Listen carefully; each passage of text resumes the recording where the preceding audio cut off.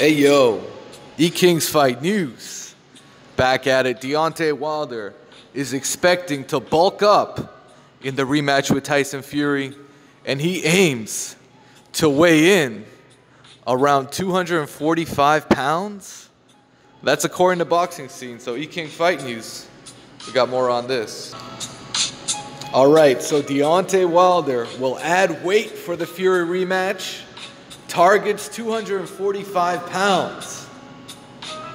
That is quite the challenge. He's looking to add on 30 pounds plus between now and I would think February, March.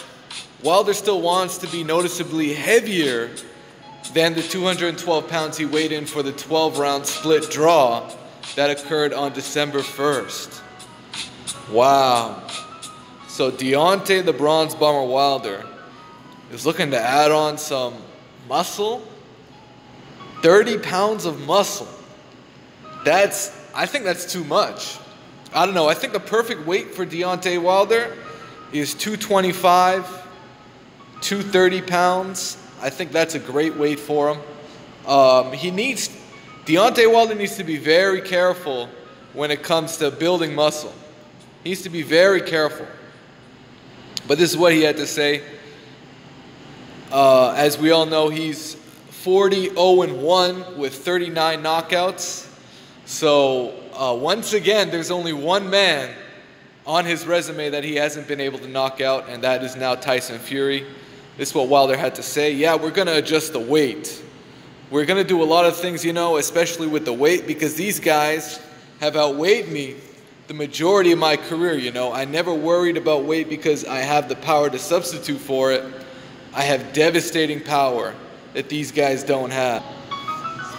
So I never worried about weight because I felt like weight is just an image. At the end of the day, how many times over and over again have guys outweighed me and they were left on their back?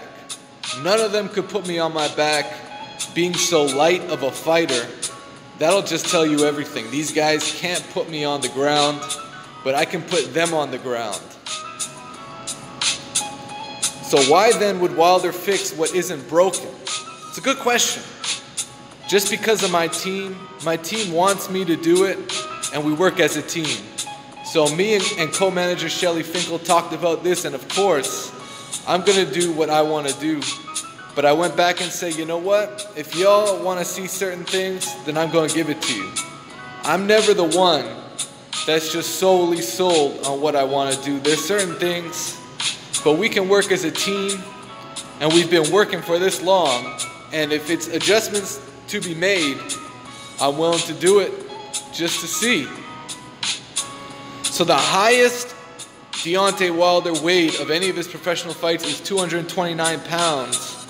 Which was somewhere in 2012 against Damon McCreary.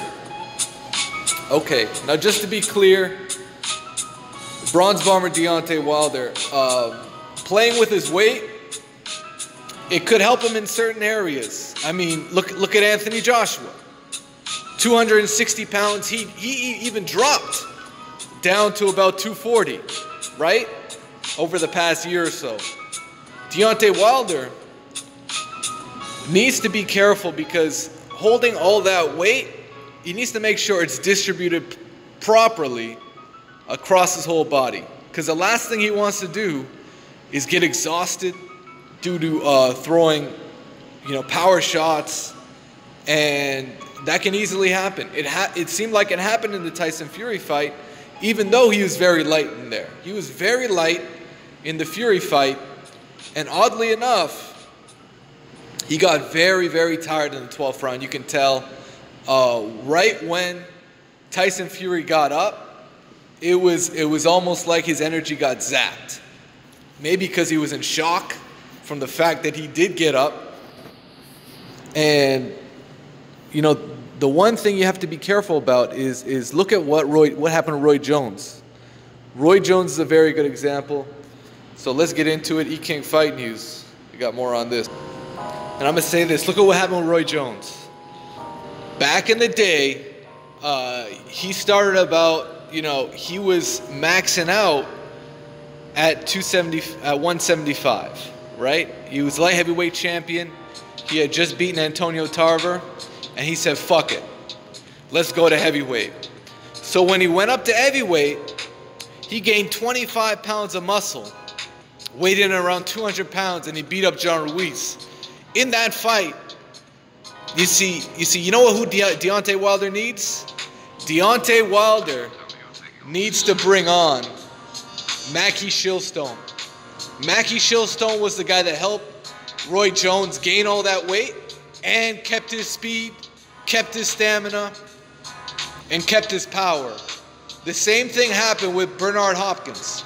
Bernard Hopkins moved up in weight to face Antonio Tarver, and guess who he had in his corner? It was Mackie Shilstone. Mackie Shilstone, that is the guy Deontay Wilder needs, because he's got to do this intelligently. It's not a situation that, you know, you just lift more weights and it'll be all good. No, he's got to eat more. The guy's got to, you know, distribute the muscle properly in his back, in his arms, in his legs. He's got to make sure he's doing it the right way. Because you don't want to end up like a fucking Shannon Briggs, you know, or a fucking, you know, Shannon Briggs is the right example, but or someone else who's just, you know, all pumped up, and then when you get in the ring, you know, all of a sudden, you know, you're throwing these big shots and you're tiring out, and it's just not going to work out. It's not going to work out against a guy like Tyson Fury. But how is this going to help Deontay Wilder? Well, it's going to help him on the inside. Think about it. Tyson Fury, the second he clinched Deontay Wilder, there wasn't too much Wilder could do because Fury was leaning all over him. He had the weight advantage, and he could push Deontay Wilder back in the clinch. If Deontay Wilder is able to gain some weight, he can push back. He can push back and nullify any kind of clinching that Tyson Fury was planning on doing. And that's key. That's very key. Deontay Wilder needs to, but he needs to ensure that he doesn't get slowed down, that it doesn't take away from his stamina, because Tyson Fury's a 12-round fighter. He's done it time and time again, where he takes these guys, he takes them to the distance, and he boxes the shit out of them. And Wilder needs to be careful, man. He really needs to be careful with the idea of moving up, gaining all that weight. I really think he should be around 230, 235 pounds. I think 245 is I mean, he could take the weight on his frame, but I think that's a bit too heavy, especially going from one fight to another. If you look at what Anthony Joshua did, who started off, remember, he weighed in 260 to fight Carlos Takam, who was a much smaller guy. And Anthony Joshua gradually went down in weight. You know, he took the next fight, I think against Joseph Parker, he gradually went down. So I would say, Deontay Wilder, you need to gradually move up. You need to gradually move up in weight, whether it's starting now or starting in the new year. So that's simple, you know, common logic advice you can give, man. Deontay, gradually move up in weight. Don't make a huge jump, because that could affect your stamina. And the good part about it is that may increase his punching power. That may take his punching power to another level.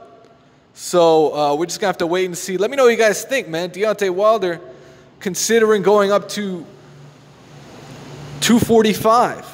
245, man. That's a big number.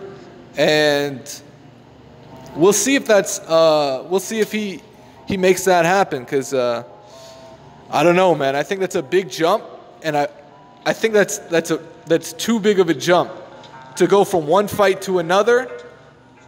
I think that's too big of a jump for me. E King Fight News. Let me know what you guys think, and we're out.